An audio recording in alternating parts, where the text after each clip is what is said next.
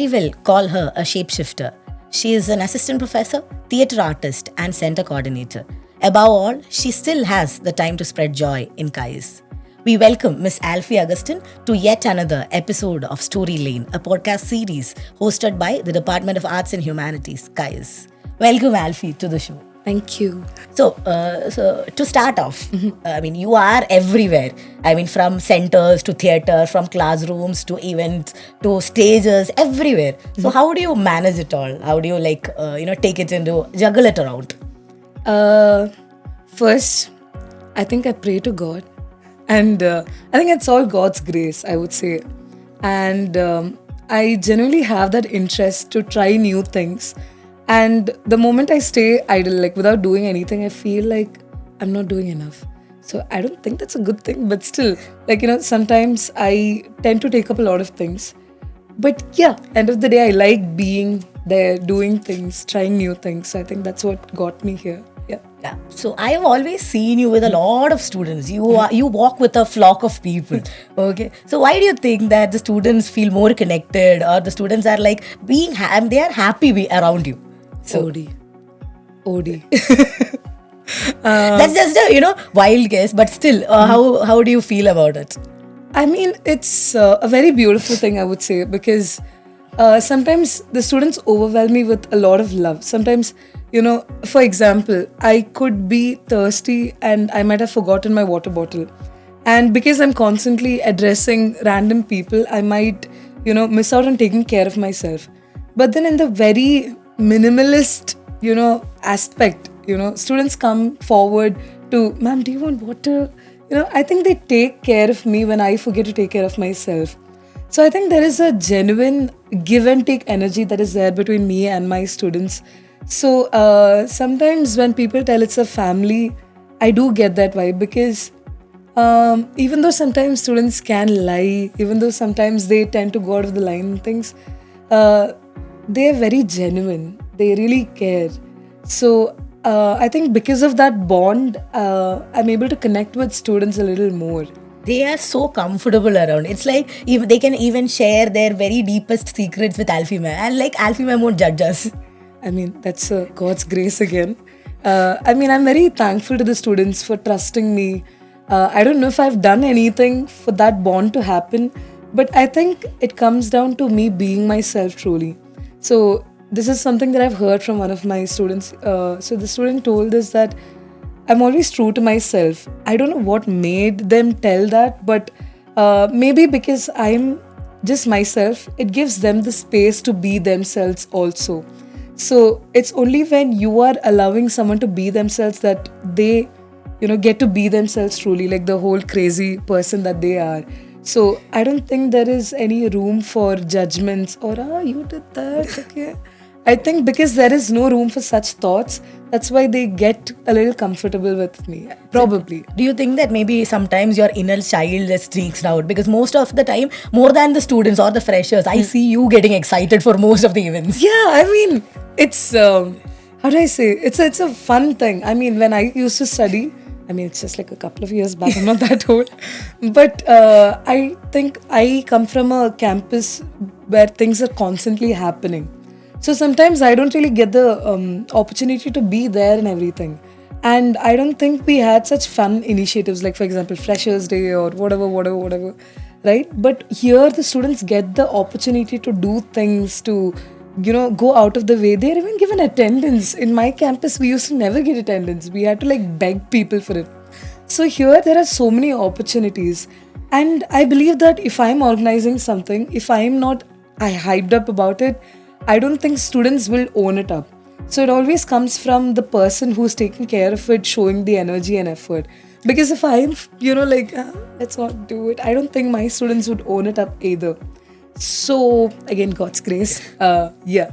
So see, I have a very small incident to talk to you. That is, when you came first last year, we had an event going on. I think it's a Freshers Day or something. At that time, the crowd were not so hyped up and everything. You just went on the stage and you did something, and suddenly we have a vibe coming out, and the entire crowd was all hyped up and everything. How do you manage to do that? From a dead crowd, how do you make it happen?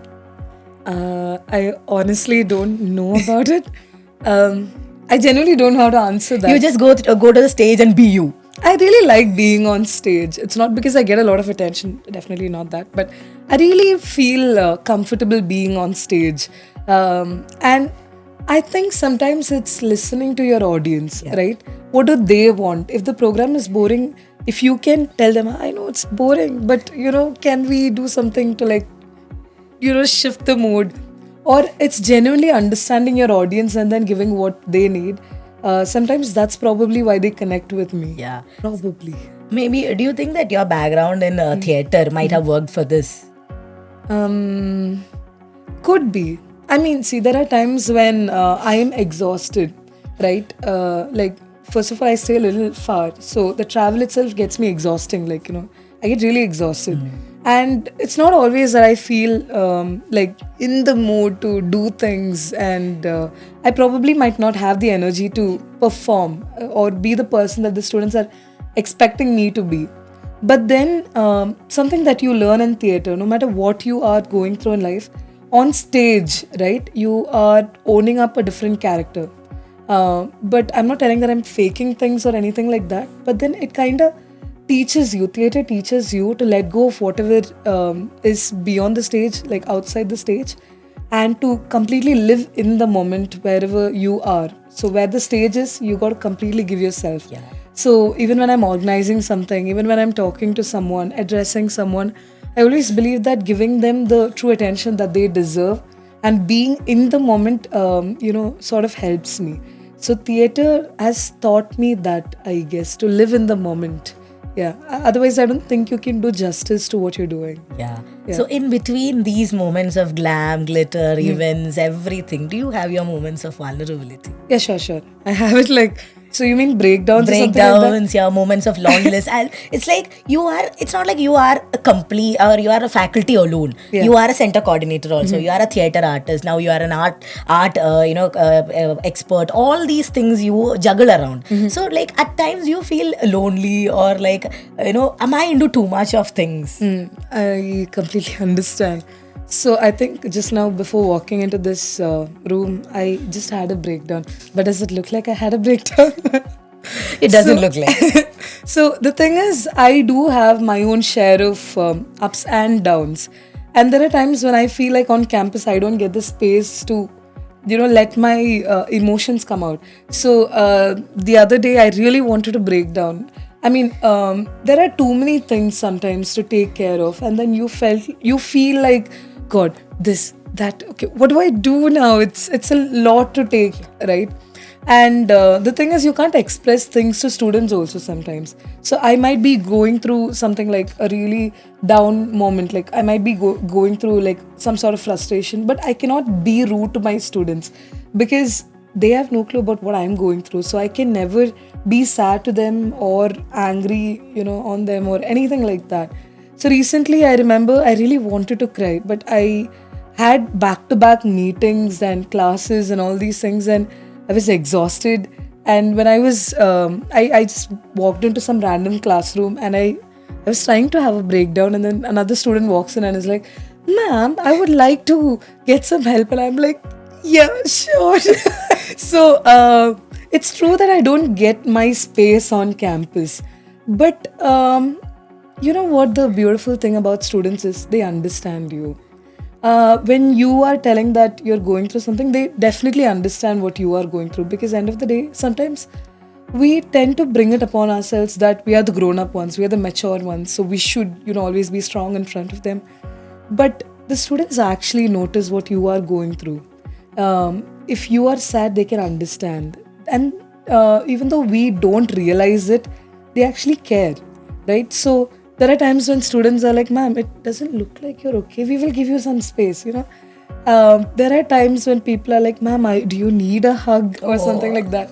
So, even though there are too many things, I always find myself the space to be myself.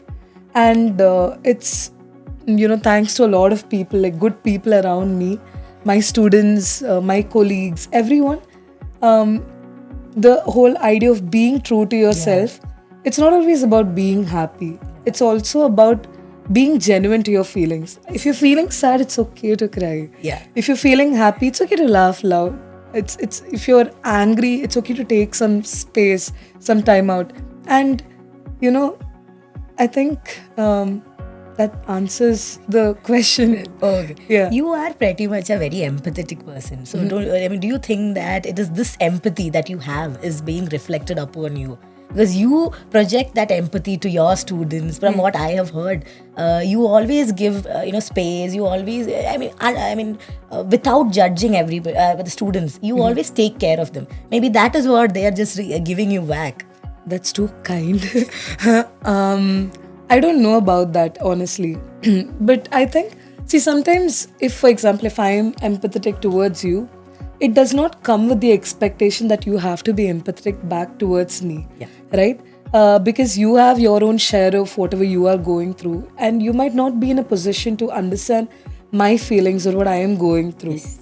And all of us are different in our own ways. And even though I care about you, I might not come from a background where I understand you, right? So we're all different. So I think the part about life is that kindness comes to you in random ways. It comes back to you, but through different people that you never expect. So, you might have a meeting with someone and then you're like, I just want to get done with this. And the person you're talking to might not have a clue about, they're just excited going about the through. conversation. Yeah. But then the next meeting when you're going there, they might be like, you know what, you should take a minute break, So it's not the person that I was empathetic that is giving me the energy back, but it's someone else out of the blue. Yeah. So I don't know if it's something that I reciprocate and receive, Yeah. but it always comes back. I think that's the beauty of life. Oh, Yeah. okay. Now a quick question. Yeah. Who is your go-to person at the time of stress? Or you are having a mental breakdown and I need this person right now. Honestly, okay, I need to think a little. It can I be a think- person, it can be a concept, it can be an idea, anything. Like at stress, what is the first thought that comes to your mind? Okay, so very personal thing, but I tend to call Jesus Vavachi. Right? Okay. See, This is what exactly I wanted to hear, because I've always had this curiosity with the relationship that you have with God. Okay, it's a very casual, it's a very friendly kind of thing. I really like the concept of God because it's not something very, how do I tell? It's not a religion for me. I see him as more of someone you can go to at any point. And I've let him down like numerous times. But then I also feel safe, and vulnerable with him. And it doesn't make sense to most of them, but It doesn't have to. It's your very personal emotion. Yeah. So I think, how do I tell it? I don't know how to express it, but it's just some sort of feeling. Sometimes it's too good to be just a coincidence. The way I'm taken care of, I truly believe that there is someone that looks after me. And I call him Vavachi. It means baby, actually. So it started with Vava and then now I call him Vavachi. So Why such a name? You have any specific reason why you are calling him that? okay, you're gonna judge me for this. So I really love babies. Like I love kids. Like absolutely love them. So as a child, there was something that I used to always look into. You're gonna judge me majorly, but Leave the judgmental part. so everything that I like basically has 4 letters. Yeah. So ALFY. Oh. Alfy. Moon. MOON. Moon. BLUE. Blue. Okay. Right? As a child, I really like blue. And STAR. Star. I'm this nature person. So, kids. Yeah. Appa, Amma. Oh. Everything that I love, right, has 4 letters. So, because I love babies, I just, I was like, Vava, that sounds nice. It's a baby. And, it has 4 letters. So I just named him after that. Oh, nice. And then out of love, it just became Vavachi, Vavase. So I keep calling him with different names. But the root is Vava. Okay. Yeah. So I think I always go to him when I want some space. And sometimes I don't feel him at all. I'm just like, you don't care, Are you even there? Yeah. Like, sometimes it gets really hard. But through someone I get some sort of help. So I have my colleagues, I have my students, and the counselors are like Vishal and Neha. I think they're done with me pretty much, but they're there. I have my own people on campus, and yeah, I'm grateful for that. Yeah. Okay. So now we know the Alfy ma'am, the SW, the ever hardworking Alfy ma'am. But in your own very personal space, who are you, Alfy, as a person? What are your dreams? What do you look forward to? I think I am the same person who I am here. Like, I don't think I've ever had like a character switch. I think that's from where the students get the idea of you're true to yourself. I take up things that I like, I do things that I like, and only things that I like. Sometimes I get things that I don't like, but I take it up as a challenge. Yeah.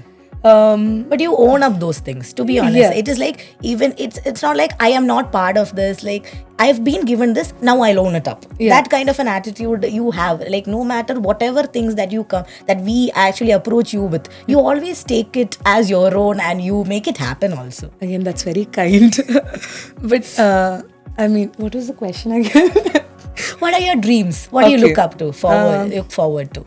To be honest, I haven't thought through, like I haven't thought that much, but visualize this. I just want to be on stage. Like, I want to act. I really like acting, and it's not for the audience or it's not for anyone else. I really like the person I am when I'm able to, be creative, think from another person's perspective.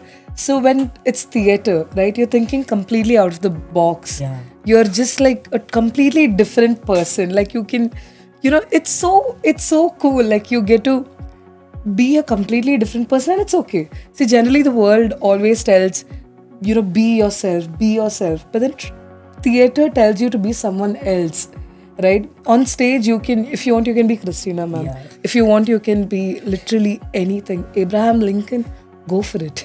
Like, literally anyone. And I like that creative space that theater gives me. So, again, as a child, I wanted to... I wanted to work for Disney actually. Oh, nice. Yeah, You can because still. I mean now I'm not really sure. Because I don't know if I'm still into it. The main reason I wanted to become something part of Disney is because as a child I really looked forward to Disney movies. It always had something beautiful in it. So I really wanted to give that back to the younger generation, like the kids who are growing up. I wish they could quote something from the movie that I write or be part of. So I really wanted to be part of something like that. But then I think I don't have to go to Disney to do that. Right. Yeah, so I think that would be my passion. Yeah. But on a long term, I don't know. I just want to travel a little maybe. Yeah. Okay, who's your favorite Disney character? Damn. Okay. I have so many. Right. That's a very hard question, but okay. Out of all the questions that I gave, you will find this hard. Right. That is really hard. I don't know. I will have to take a moment to think about it. Who's my favorite Disney character? Actually, the only person that I can think of is I don't know. Coco? Really? The skeleton? So many. I actually don't know. Okay, you have so many, that is why. Yeah, it's so hard. It's such a difficult Okay, question. I'll make it a little bit, Yeah. less difficult. Give me 3. Damn, it's still hard. I think you want my favorite. Yeah. Who would I want to be, or just my favorite character? Your favorite. Still, Maleficent. Maleficent. That Yeah. is that Is is that a not Disney? So that's a sorry. quite unusual choice. Yeah, is that a Disney character? I am not sure, but I probably think. I think it's a Disney one. Yeah, Maleficent. I really love Maleficent. Why do you think that Maleficent? Because Maleficent is not a very usual kind of a choice for a person who actually loves Disney characters, because we have very innocent characters, we have very bubbly characters who actually resemble you a lot. But suddenly it is Maleficent, and even I am taken aback. No, I think I really like the character, right? So sometimes we're all villains in someone's story. But if you love them enough, you get to see a version of them that you are able to empathize with, and you don't see them as a villain anymore. So, Maleficent is, a character that is made to be a villain, right? So, when you think from her perspective, it's, after all that she had to go through, she still chose to be kind and loving. I don't know if people see that, but then the movie is so beautiful, and I don't know, I just like her. So, that would be my first character. A lot of things that you talk that you said about Maleficent actually resonates your own story, because a lot of time you were like, I see, we are all villains, the same thing itself. You actually understand that and you resonate that empathy. So that is why maybe even your favorite character is Maleficent. Maybe. I don't know, but maybe. I really like how, she tends to keep all her emotions, like, she doesn't express it that well. So, even though she's not expressing, it's so visible, like, when she's doing something. So I really like that character. And I can't think. I actually have too many characters. I just can't think. Okay, then we'll just move on. Yeah, I think that I'll later. I'll get back to you. Yeah. Okay. Now coming to the very basic question. What is happiness? I like the Beast. I'm sorry. Oh my gosh.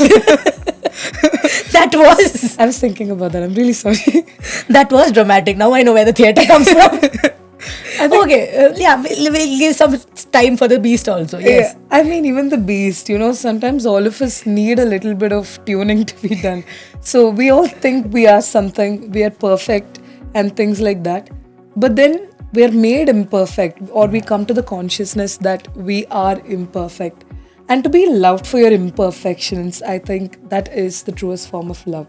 So in Beauty and the Beast, the character, the Beast, the transition that he has is so cool. Like, in the beginning, he's like the typical villain everyone hates. And then from there, the transition, I'm not glorifying Disney, or I'm not telling that you will find someone who transitions for you. No, you cannot change red flags into green flags. That's not what I'm telling. I'm trying to tell that, the transition that he had, and the true love that he shared for Belle. I really like the concept of love that he portrayed. I mean, probably, yeah. I think that would be my character. Yeah. Okay. I will not. Now you will not interrupt. Okay. Yeah. Okay. Again, back to the same question. What is happiness, Alfy? For you? That's you want me to define it? Yes. According to Alfy, what is happiness? What is happiness? Damn. Okay, that's a very subjective answer. For me, happiness, I think, can be found everywhere. Like, it can be in the nooks and corners of the world. That's a word, right? Nooks and corners. Yes. So I think happiness is everywhere, right?